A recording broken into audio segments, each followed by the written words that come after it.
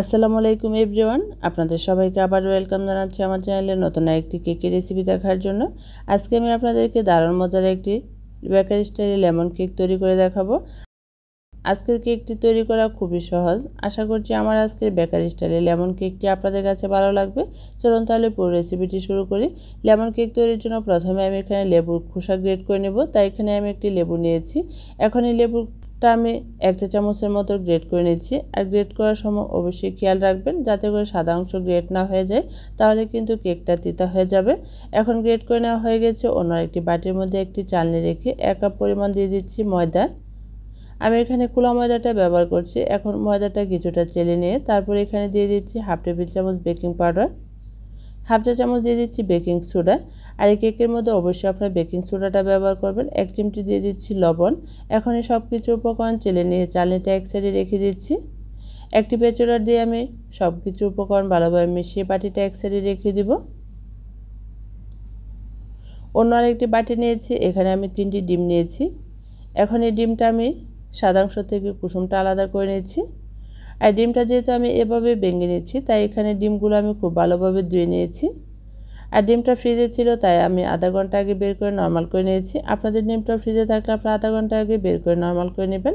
এখন এই সাদা অংশের সাথে দিয়ে দিচ্ছি 1/2 কাপ পরিমাণ চিনি, 1/2 চা চামচ দিয়ে দিচ্ছি ক্রিম অফ বাটার। আর এই কেকের মধ্যে অবশ্যই আপনি ক্রিম অফ বাটারটা ব্যবহার করবেন। যাদের কাছে ক্রিম অফ বাটারটা না থাকবে তারা 1 চা চামচ সাদা ভিনেগার ব্যবহার করবেন। এখন সব কিছু ভালোভাবে মিশিয়ে নিয়ে বিটারটা অন করে দিয়ে খুব ভালোভাবে বিট করে নিচ্ছি। যতক্ষণ না পর্যন্ত সাদা ক্রিমের মতো হয়ে যাবে ততক্ষণ পর্যন্ত বিট করে নিতে হবে। বিট করে নেওয়া হয়ে গেছে। এখন এর মধ্যে আমি ডিমের কুসুমটা দিয়ে আবারও 1 মিনিটের মতো বিট করে মিশিয়ে নিচ্ছি।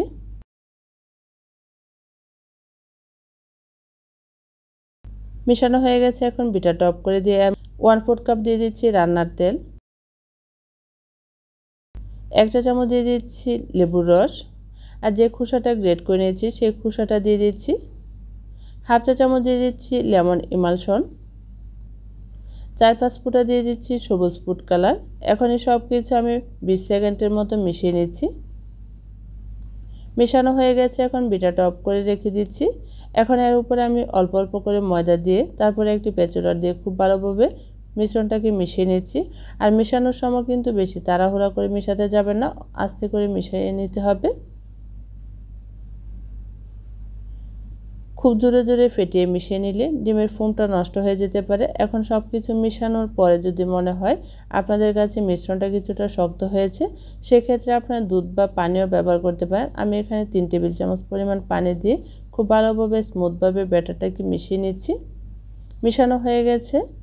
এখন এখানে আমি এই ব্যাটারটার জন্য 8 ইঞ্চি একটি মোল্ডের মধ্যে বেকিং পেপার দিয়ে তেল ব্রাশ করে নিয়েছি। এখন পুরোটা মিশ্রণ এর উপরে আমি ঢেলে দিচ্ছি। আমি যেহেতু এখানে বেকারি স্টাইলের কেকটা তৈরি করছি, তাই এখানে আমি বেকিং মোল্ডটা নিয়েছি সাইজে একটু বড়। আর যারা উঁচু হাইটের কেক তৈরি করবেন তারা আরও 6 ইঞ্চি বা 7 ইঞ্চি মোল্ড ব্যবহার করবেন। এখন সব কিছু দেওয়ার পর হালকা একটু ট্যাপ করে নিচ্ছি। আর আজকের কেকটা আমি চুলায় বেক করেছি 35 মিনিটের মতো। সে ভিডিওটা বাদ পড়ে গিয়েছিল, তাই আপনাদেরকে দেখাতে পারছি না। এখন ঠান্ডা করে কেকটা আপনাদেরকে মেপে দেখিয়ে দিচ্ছি। কেকের কাগজটা উঠিয়ে নিচ্ছি। আমার কেকের ওজন হয়েছে 500 গ্রাম থেকে একটু বেশি, বুটের ওজন বাদ দিয়ে। এখন এই কেকটাকে আমি পাতলা করে 3 লেয়ারে কেটে নিচ্ছি। আপনারা চাইলে এই কেকটা 2 লেয়ারেও কেটে নিতে পারেন। আপনারা হয়তো দেখেই বুঝতে পারছেন কেকটা কতটা সফট হয়েছে। এখন কেটে নেওয়া হয়ে গেছে। কেক বুটের মধ্যে আমি কিছুটা ক্রিম লাগিয়ে নিচ্ছি। এখন নিচের লেয়ারটা আমি এর উপরে বসিয়ে দিচ্ছি। সাইডে আমি কাগজ দিয়ে দিচ্ছি যাতে করে কেক বুটটা নষ্ট না হয়ে যায়।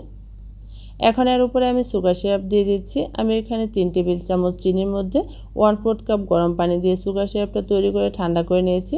এখন এর উপরে আমি ক্রিম লাগিয়ে নিচ্ছি।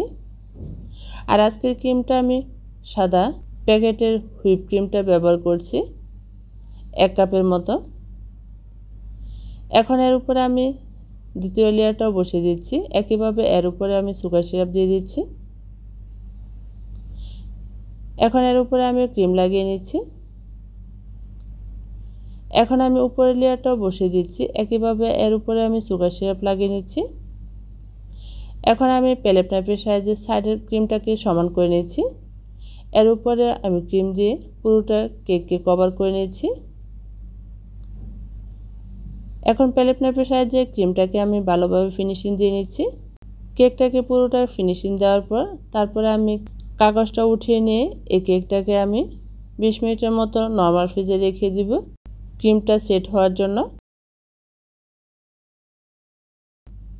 ক্রিমটা সেট হতে হতে আমি উপরে গানাশটা তৈরি করব। তাই এখানে আমি 25 গ্রামের মতো হোয়াইট ডার্ক চকলেটের মধ্যে 2 টেবিল চামচ হুইপ ক্রিম দিয়ে ওভেনে গরম করে নিয়েছি। এখন এর উপরে আমি অল্প পরিমাণ সবুজ ফুড কালার দিয়ে গানাশটা তৈরি করে ঠান্ডা করে নেব। আর গানাশটা আমার নর্মাল ফ্রিজে রাখা উচিত ছিল, রাখতে ভুলে গিয়েছিলাম। এখন আমি নর্মাল ফ্রিজ থেকে কেকটাকে বের করে এর উপরে গানাশটা সেট করে দিয়েছি।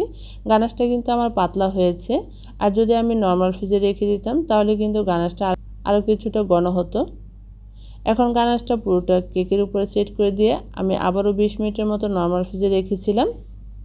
এখন বের করে নিয়ে এর উপরে আমি একটি ডিজাইন করে নিয়েছি। এখানে আমি 6B নজল দিয়ে ডিজাইনটা করে নিচ্ছি। আর এই ডিজাইনটা করা খুবই সহজ, আপনারা হয়তো দেখেই বুঝতে পারছেন আমি কত একটা সুন্দর ডিজাইন করে নিচ্ছি। আর ডিজাইনটা সম্পূর্ণটা আপনাদের পছন্দ মতো করে নেবেন। এখন আমি নিচের বর্ডার দিয়ে দিচ্ছি পাতার নজল দিয়ে। আর এই কেকের মধ্যে আপনারা অবশ্যই নিচের বর্ডারটা দেওয়ার চেষ্টা করবেন, তাহলে কেকটা দেখতে ভালো লাগে। এখন আমি M1 নজল দিয়ে উপরে একটি গোলাপ দিয়ে দিচ্ছি।